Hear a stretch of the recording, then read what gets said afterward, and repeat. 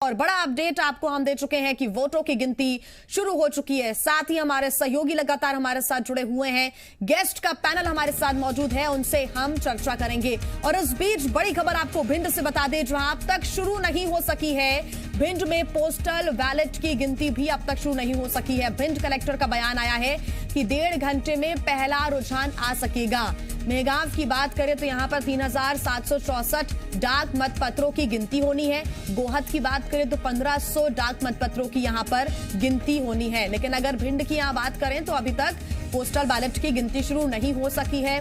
कुछ टेक्निकल दिक्कत हो सकता है यहां पर आ रही हो, और यही वजह है कि भिंड के कलेक्टर ने साफ कर दिया है, बयान दे दिया है कि 1.5 घंटा लग जाएगा। जब पहला रुझान आएगा तो 1.5 घंटे का इंतजार यहां पर करना होगा पहले रुझान के लिए।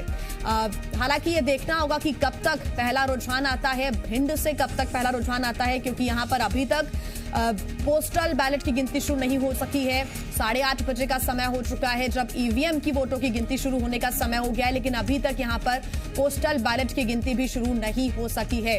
भिंड कलेक्टर ने यह कहा है कि 1.5 घंटे का समय अभी लगेगा और उसके बाद पहला रुझान आ सकेगा। मेहगांव और गोहद की हम बात करें तो मेहगांव में 3764 डाक मतपत्रों की गिनती होनी है, वहीं गोहद में 1500 डाक मतपत्रों की गिनती होनी है। और अब तक भिंड में पोस्टल बैलेट की गिनती शुरू नहीं हुई है, यानी कि ये गिनती करते करते समय लग सकता है। मेहगांव गोहद में भी बड़ी मात्रा में मतपत्र हैं जहां जिनकी गिनती शुरू होनी है, अभी तक शुरू नहीं हो सकी है।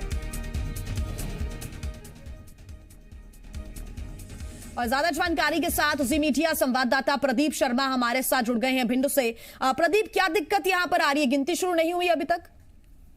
जी, आपको बता दो, भिंड में अभी तक गिनती नहीं शुरू हो सकी है। डीएम से अभी बात हुई थी, उनका ये कहना था कि बैलेट पेपर वहां पे पहुंच रहे हैं और थोड़ा लेट है कार्यक्रम। जो पहला रुझान है वो 10 बजे के लगभग 1.5 घंटे बाद आएगा, और अभी तक जो पोस्टल बैलेट है उनकी गिनती सही शुरू नहीं हो सकी है।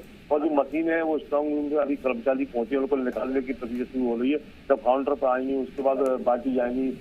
जो कैंडिडेट जो मतगणना एजेंट है उनकी सिग्नेचर मिलाई जाएंगी। काफी बड़ा पहले शुरुआत में प्रोसेस होता है, उसमें थोड़ा प्रोसेस के चलते समय लग रहा है, और उसमें पहला रुझान आने में जो डीएम साफ कह गए करीब 1.5 घंटे का वक्त लगेगा। जी बिल्कुल, बहुत धन्यवाद आपका तमाम जानकारी के लिए। तो 1.5 घंटे का समय यहां पर लग सकता है जब पहला रुझान आएगा। डीएम ने भी यहां के यही कहा है। साथ ही न्यूज रूम से मेरे सहयोगी आसिफ लगातार हमारे साथ जुड़े हुए हैं। आसिफ, वोटों की गिनती शुरू हो चुकी है, लेकिन कई जगह कुछ टेक्निकल दिक्कत आ रही है, लेकिन वो समय भी करीब आ गया है जब ईवीएम की वोटों की गिनती भी शुरू हो जाएगी। यानी कि जो नींद चाय से नहीं खुली वो पहले रुझान से खुलने जा रही है। बिल्कुल, देखिए जी, चाय से नींद खुले ना खुले, लेकिन नींद तो जी मध्य प्रदेश छत्तीसगढ़ की स्क्रीन देखकर जनता की पहले ही खुल गई होगी। और रही बात भिंड का, थोड़ा सा ये जिया समझ नहीं आ रहा इस वजह से, क्योंकि अगर ईवीएम की काउंटिंग में दिक्कत आती तो समझ में आता है, कुछ टेक्निकल एस्पेक्ट हो सकते हैं, कुछ टेक्निकल इश्यू हो सकते हैं। लेकिन आप जानते हैं कि बैलेट पेपर दरअसल एक फिजिकल पेपर होता है, हाथ में एक सॉफ्ट पेपर रहता है, हार्ड पेपर रहता है, और उसमें मत होते हैं। तो सबसे पहला सवाल तो यही कि 8 बजे जब बैलेट पेपर की गिनती होनी थी तो क्यों नहीं बैलेट पेपर 8 बजे तक काउंटिंग सेंटर्स पर पहुंच पाए, पहली बात। दूसरी बात यह कि यह भी देखना पड़ेगा कि जो स्ट्रांग रूम है जहां पर बैलेट पेपर संभाल कर रखे गए थे ईवीएम के